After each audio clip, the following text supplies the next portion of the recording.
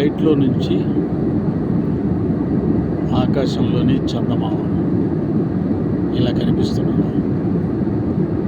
చందమామని కింది నుంచి చూస్తే తల ఎత్తి చూడాలి కదా, ఫ్లైట్లో నుంచి చూస్తే ఆయనతో సమానంగా మనం కూడా ఆకాశంలో ఉన్నామనిపిస్తుంది. తల ఎత్తకుండా సమానంగా హారిజంటల్గా కనిపిస్తూ ఉన్నాడు. చాలా బాగుంది చందమామ ఫ్లైట్లో చూస్తుంటే.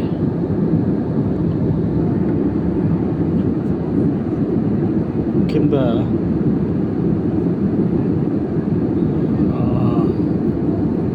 కొన్ని ఊర్లు కూడా కనిపిస్తున్నాయి. నైట్ లైటింగ్ కనిపిస్తుంది చూడండి.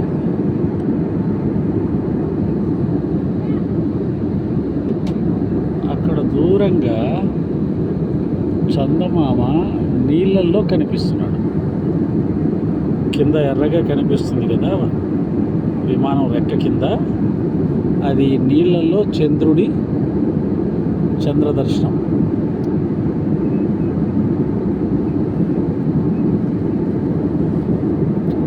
ఇదొక అద్భుతం. ఆకాశ గమనం పూర్వకాలంలో మహర్షులు తపస్సంపన్నులు మాత్రమే ఆకాశయానం చేసేవారు. ఈ కాలంలో సాధారణమైన మనుషులు కూడా ఆ భాగ్యాన్ని పొందారు. భగవంతుడు చాలా గొప్పవాడు. ఆయన దయ వల్లనే మనలాంటి సామాన్యులు కూడా ఆకాశ గమనం లభిస్తుంది. ఆకాశయానం, పంచభూతాలు, భగవంతుడు మనని చాలా ఎక్కువగా ప్రేమించటం వల్ల ఈ కలియుగంలో మనకు ఇటువంటి భాగ్యాన్ని ప్రసాదించారంటే, ఒక సత్యయుగంలో, త్రేతాయుగంలో, ద్వాపరయుగంలో కూడా సాధారణ మానవులకు లభించని అదృష్టం ఈ కలియుగంలో మనలాంటి వారికి లభించటం ఈ యుగం యొక్క ప్రత్యేకత అని నాకు అనిపిస్తుంది. 3 యుగాలు కలియుగం కంటే చాలా గొప్ప యుగాలు అంటారు. ఆ కాలంలో మానవుల అదృష్టవంతులు అంటారు, పుణ్యవంతులు అంటారు.